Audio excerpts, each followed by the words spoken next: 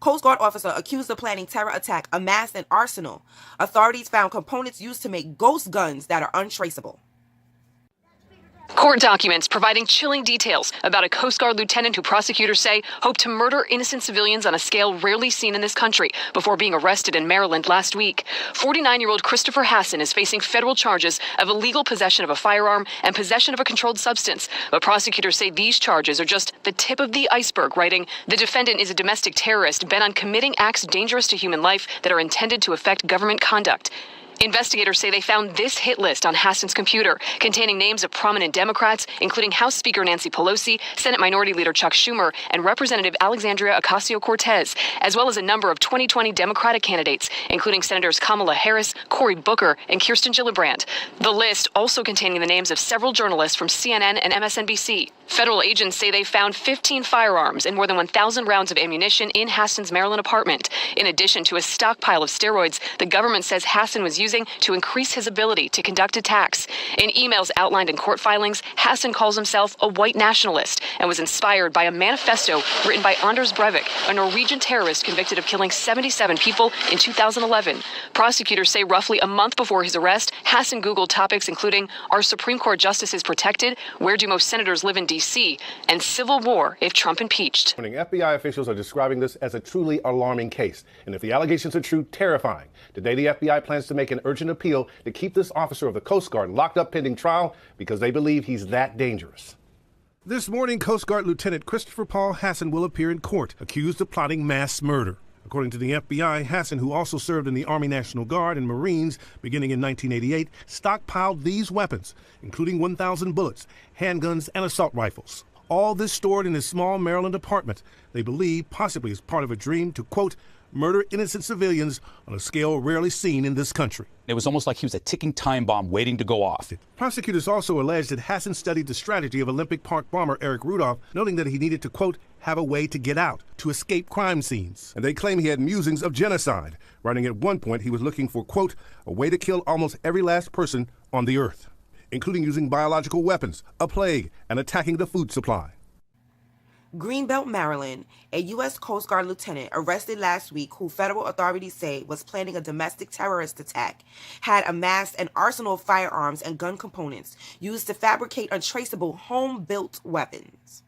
Among the more than a dozen firearms and ammunition in the Maryland home of Lieutenant Christopher Paul Hasson, investigators said also purchased machine components that make up the body of an AR-15 style rifle and other guns. Known as the 80% lower receivers, the parts don't have serial numbers and are not subject to federal firearm laws.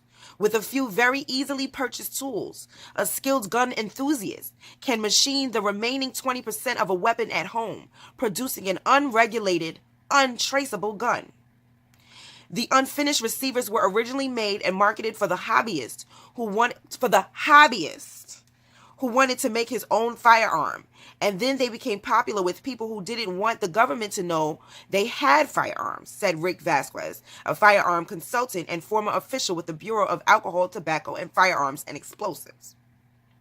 So-called ghost gun kits have exploded in popularity, along with online videos and tutorials instructing hobbyists how to fabricate them.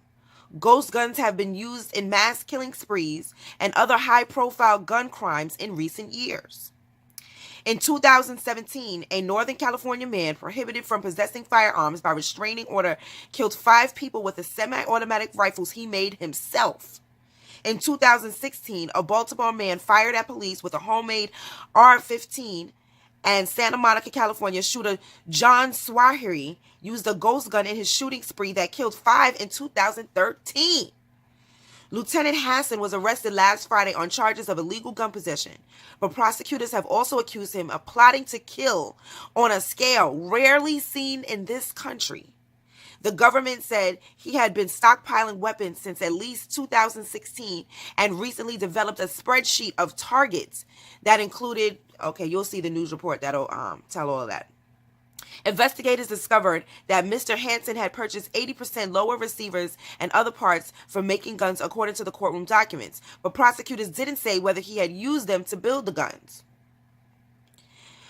Unfinished receivers and metal polymer house the firing mechanism can be purchased online without a background check because the ATF does not classify them as firearms, and they telling us to turn in our guns.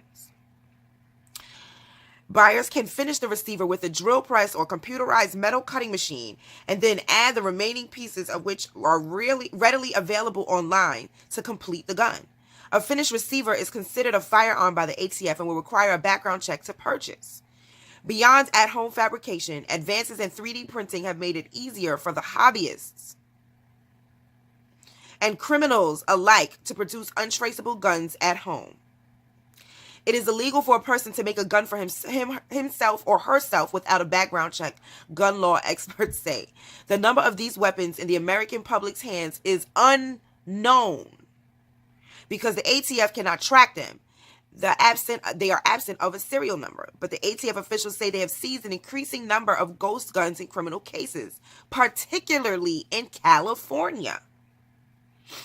One Elk Grove, California man pleaded guilty in 2017 to selling 92 AR-15 style rifles, handguns, and 88 silencers, all without serial numbers. California passed a law in 2016 requiring anyone who owns a firearm without a legal serial number to apply for one. New Jersey banned ghost guns last year, and at least 2 other states, Connecticut and Washington, are weighing proposals. That means they're not banned in New York. On the federal level, Rep. Seth Moulton co-sponsored legislation last year that would have classified 80% lower receivers as firearms, requiring them to have serial numbers. The legislation is stated to be reintroduced this Congress, his office said.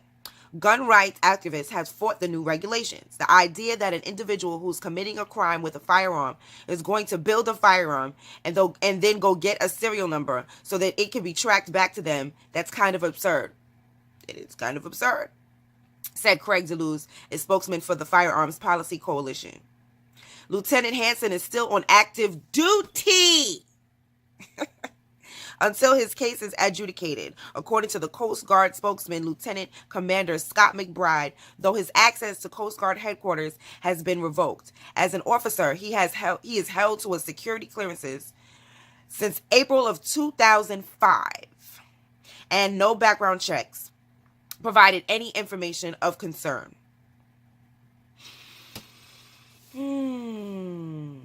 So I came across this story because one of my Instagram friends, the real DJ Tone Malone, writes, Jussie Smollett is leading news, but not the Coast Guard officer who planned a mass murder with a hit list of Democrat Republicans. I was like, say what now? Say what now? Say what now? Okay. I don't know about you, but that made me curious. I wanted to know what was going on. I thought maybe you might want to know what's going on too.